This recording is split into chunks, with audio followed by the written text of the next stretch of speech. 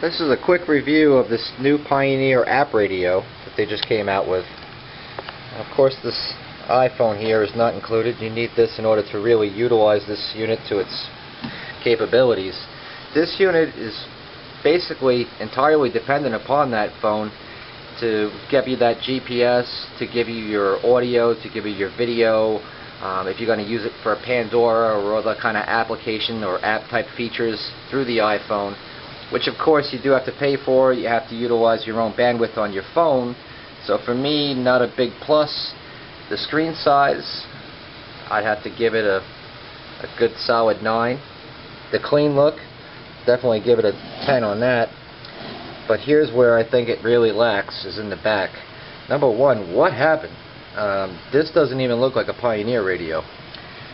That to me just looks like a cheap, like Valor type of radio, or one of these no-name dual kind of, or Jensen kind of, something comparable to that. It sure as heck don't look like Pioneer. This plug is sure as heck ain't like no Pioneer I've ever seen. I can see that these wires that they started using are very cheap as well, but I've been noticing that for years, so that's nothing really new for me. Now, for me myself, when I have a new head unit in my car, I usually like to have something that has, you know, your auxiliary inputs. This unit, not very big on that. So if you want an SD card reader, obviously you want a CD DVD player, not gonna happen.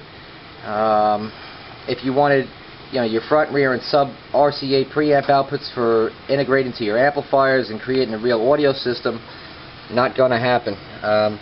On the back, I mean, boy, they even use a jumper for the remote turn on. I mean, a little cheesy. You got the camera input, okay. You got a steering wheel control input, which is good. I'm not sure how this ground when moving works exactly, but I would presume it's very much like the AVIC series.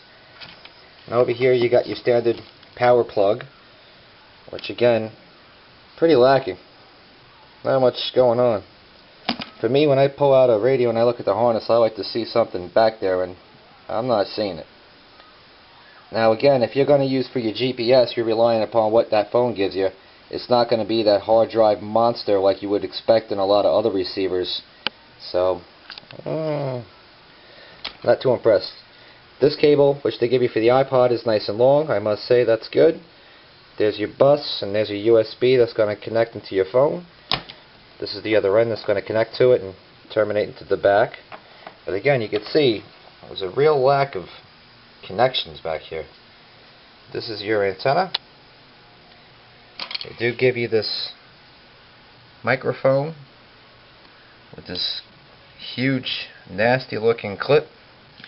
The manuals, not very comprehensive. I was actually went through it 3 times wondering where the actual owner's manual is, because it's not there.